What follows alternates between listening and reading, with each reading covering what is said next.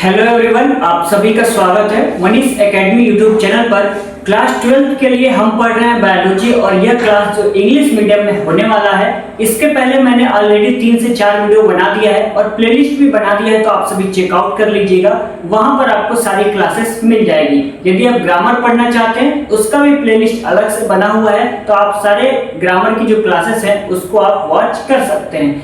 कल की क्लास में हमने पढ़ा था माइक्रोस्पोरोजेनेसिस के बारे में कि क्या होता है, स्ट्रक्चर भी मैंने बताया था, तो उस वीडियो को आप सभी देख लीजिएगा।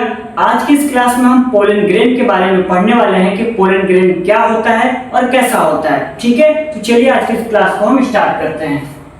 आज की इस क्लास में हमें पढ़ना है पोलन ग्रेन। ठीक है, पोलन ग्रेन। देखिए, जो पोलन ग्रेन है वह 2 सेल स्ट्रक्चर होता है। क्या होता है? 2 सेल स्ट्रक्चर होता है। आप सभी इसको ध्यान रखेंगे। 2 सेल स्ट्रक्चर होता है और इसमें 2 वॉल पाया जाता है। इसको कह सकते हैं 2 वॉल लेयर कह सकते हैं। क्या कह सकते हैं? 2 वॉल लेयर कह सकते हैं। जो 2 वॉल लेयर है उसमें आपका एक तो होता है एक्साइन और दूसरा होता है इंटाइन।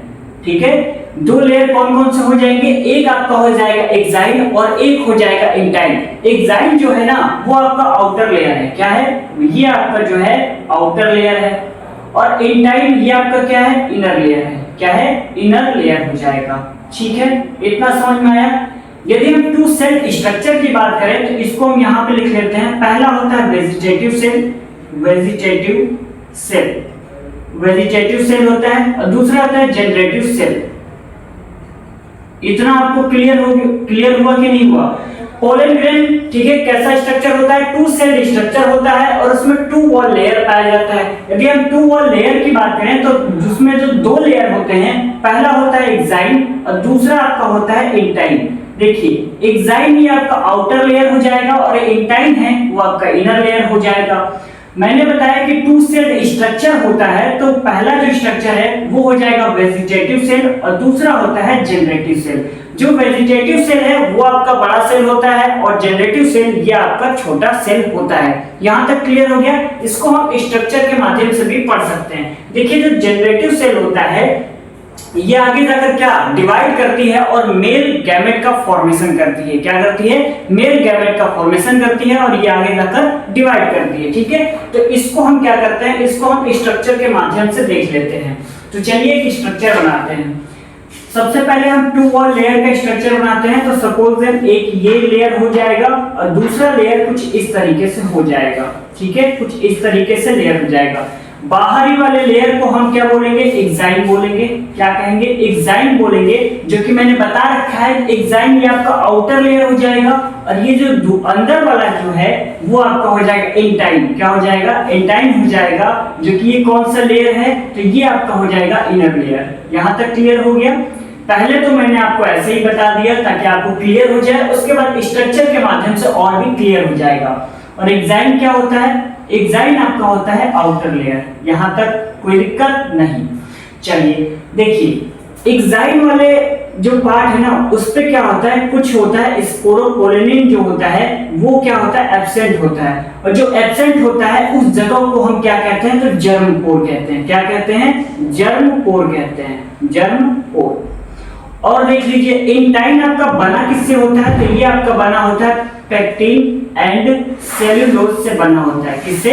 सेल्यूलोज से बना होता है आपका इंटाइन। और एक्साइन आपका बना होता है स्पोरोपोलेनिन से बना होता है। पोलेनिन से बना होता है। ये आपका क्लियर? 2 लेयर आपके हो गए। पहला जो बाहरी वाला जो पार्ट है उसको बोलेंगे एक्साइन। ये आपका आउटर लेयर। ये बना किससे है? तो स्पोरोपोलेनिन से बना हुआ है। और अंदर वाला जो स्ट्रक्चर है उसको बोलते हैं इंटाइन। ये आपका इनर लेयर हो जाएगा। और इंटाइन किससे बना है? तो आपका पेक्टिन एंड सेल्यूलोज से इंटाइन वाला जो लेयर है, जो कि इनर लेयर है, वो आपका बना है। यहां तक क्लियर? और देखिए, एक्साइन वाले जो पार्ट है उस पे क्या होता है? स्पोरोपोलेनिन जो है वो क्या होता है? एब्सेंट होता है। कहीं कहीं पर, जैसे कहीं कहीं जगह पर एब्सेंट होगा आपका स्पोरोपोलेनिन, तो क्या होगा? उस जगह को क्या बोलेंगे? तो उस जगह को हम जर्म पोर कहते हैं। क्या कहते हैं? जर्म पोर। और जर्म पोर से ही पोलन ट्यूब निकलता है। क्या निकलता है? Pollen tube. तो यहाँ पे हम लिख सकते हैं जर्म पोर से ही क्या निकलता है? पोलन ट्यूब निकलता है। जर्म पोर से ही पोलन ट्यूब निकलता है।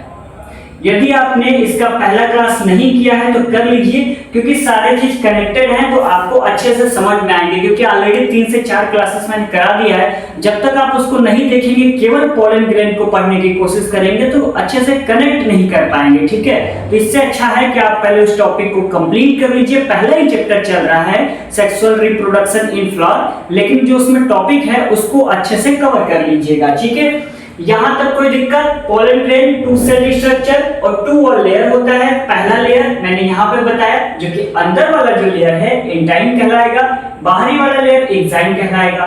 एक्साइन बना किससे है? तो स्पोरोपोलेनिन से बना हुआ है, और अंदर वाला जो पार्ट है एंटाइन, वो आपका किससे बना है? तो पेक्टिन एंड सेल्यूलोज से बना है। यहां तक क्लियर?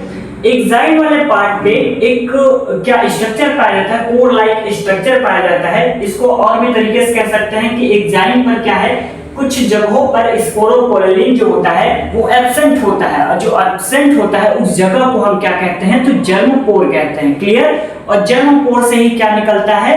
पोलन ट्यूब निकलता है। तो यहां तक उम्मीद करते हैं क्लियर समझ में आ गया होगा। अब हमें क्या है? लैंग्वेज में लिखना है। तो चलिए, जो हमने समझा है उसको अब हम नोट डाउन कर लेते हैं। इसको आप सभी लिखना चाहते हैं तो लिख लीजिए, ठीक है। ये मत देखिए क्या क्या लिखना है। पोलन ग्रेन 2 सेल स्ट्रक्चर है, ये लिख लीजिए। 2 वॉल लेयर है, ये लिख लीजिए। अभी मैंने जो 2 वॉल लेयर लिखा है ना, एक्साइन और एंटाइन, और वेजिटेटिव सेल में ये हो गया जनरेटिव सेल, तो इसको चाहे तो नहीं लिखें। ये जो मैंने काट रखा है इसको मत लिखिए, क्योंकि मैंने ऑलरेडी स्ट्रक्चर के माध्यम से ऑलरेडी बता दिया है। तो मन है तो सारा लिख लीजिए, नहीं मन है तो जो मैंने काटा है उसको छोड़ दीजिए, क्योंकि मैंने ऑलरेडी स्ट्रक्चर में ये सारी चीजें बता दिया है। तो अब जो मैं नोट डाउन करने जा रहा हूं उसको लिखना बहुत जरूरी है, क्योंकि अभी तक हम समझ रहे थे, अब उसको हम ट्रांसलेट करके लिखेंगे, ठीक है। तो चलिए क्या लिखते हैं। जो पोलन ग्रेन है वो होता कैसा है? तो जनरली स्फेरिकल होता है। कैसा होता है? स्फेरिकल होता है जनरली। यदि हम इसकी साइज की बात करें, पोलन ग्रेन की साइज कितनी होती है? तो आपकी 25 से 50 mm इन डायमीटर होती है। mm इन डायमीटर, ठीक है। और it has 2 layer. It has 2 layer कह सकते हैं। It has 2 layer. 2 लेयर कौन कौन से हैं? मैंने आपको बताया अभी अभी पोलन ग्रेन के 2 लेयर कौन कौन से हो जाएंगे। तो अभी अभी मैंने बताया था, पहला होता है एक्साइन और दूसरा होता है एंटाइन। तो यहाँ पे पहला लिख लेते हैं एक्साइन, और दूसरा अभी मैंने आपको बताया था एंटाइन, ठीक है। और एक्साइन में क्या है? ये आपका आउटर लेयर है, ठीक है। और एंटाइन जो है वो आपका क्या है? इनर लेयर है। क्या है? Inner layer. ये लिख लीजिएगा कि पोलन ग्रेन कैसा होता है? तो जनरल स्फेरिकल होता है। साइज की बात करें तो 25 से 50 mm इन डायमीटर होता है, और इट हैज 2 लेयर। पहला एक्साइन जो कि आउटर लेयर, और दूसरा एंटाइन जो कि इनर लेयर, ठीक है। अब हम बात करने वाले हैं एक्साइन लेयर की। तो चलिए हेडिंग डाल देते हैं एक्साइन। इसको हम क्लियर करते हैं।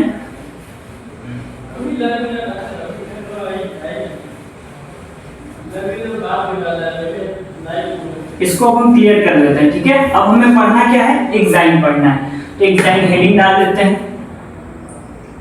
एक्साइन।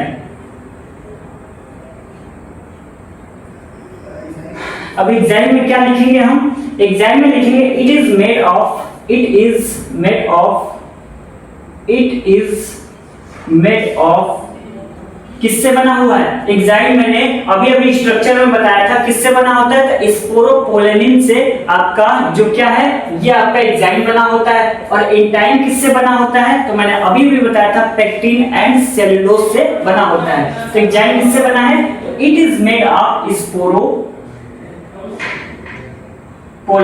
ठीक है, इससे बना होता है। और क्या होता है? एक्साइन क्या होता है? बाहरी लेयर होता है। तो इट इज आउटर लेयर कह सकते हैं इसको, इट इज आउटर लेयर, क्योंकि ये बाहरी लेयर होता है। इतना ही तो है। एक्साइन क्या है? It is made of sporopollenin, और इट इज आउटर लेयर। यही मैंने अभी स्ट्रक्चर में बताया था कि ये कुछ स्ट्रक्चर था ऐसे। बाहरी वाले पार्ट को क्या बोलते हैं? एक्साइन। और एक्साइन किससे बना है? तो ये बना है आपका स्पोरोपोलेनिन से बना हुआ है। और अंदर वाले पार्ट को हमने क्या बताया था अभी अभी? एंटाइन, जो कि किससे बना है? तो पेक्टिन से बना है।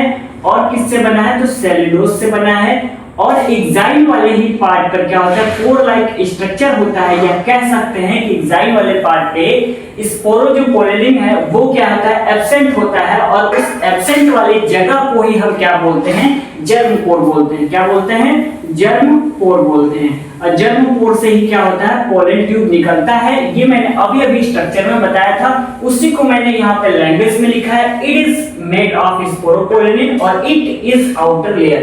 यहाँ तक क्लियर। आगे बात करना है स्पोरोपोलेनिन के बारे में, तो हेडिंग डाल लेते हैं स्पोरोपोलेनिन, ठीक है, इसको डाल लेते हैं। अब इसके बारे में लिख लेते हैं। देखिए स्पोरोपोलेनिन होता क्या है, तो ये होता है हाईली रेजिस्टेंट ऑर्गेनिक मटेरियल होता है, ठीक है।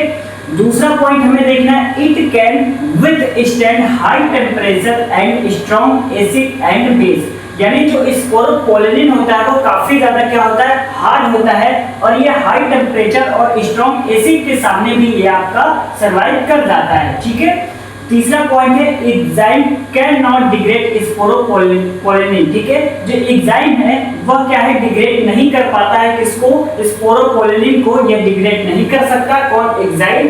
और exine has an aperture called germ pore. अभी हमने स्ट्रक्चर के माध्यम से बताया कि यहाँ पर एंजाइम पे जो आपको पोर लाइक स्ट्रक्चर ये दिख रहे हैं उसको हम क्या बोलते हैं, उसको हम जर्म पोर बोलते हैं।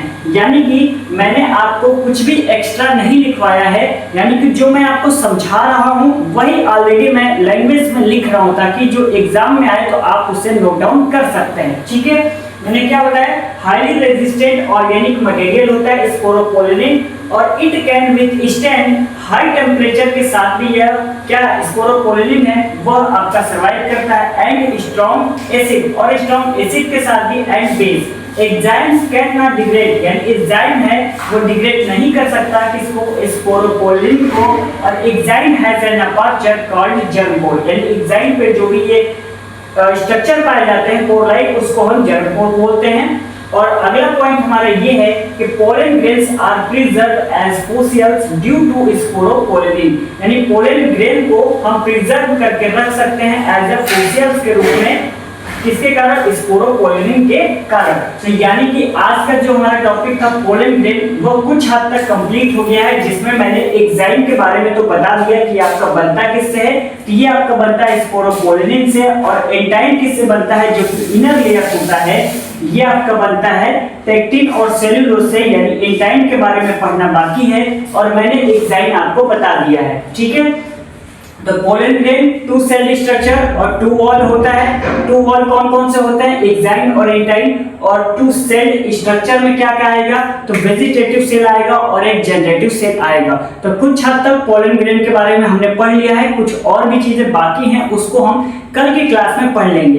देखिए वीडियो ज्यादा लंबा हो जाता है तो अपलोड करने में थोड़ी सी दिक्कतें आती हैं, इसकी वजह से जो बायोलॉजी की क्लास है वह कंटिन्यू नहीं हो पा रही है, तो उसके लिए सॉरी। आगे कोशिश किया जाएगा कि जो बायोलॉजी की क्लास है वो कंटिन्यू अपलोड की जाए, ठीक है। तो मिलते हैं कल की क्लास में, तब तक के लिए बहुत बहुत धन्यवाद।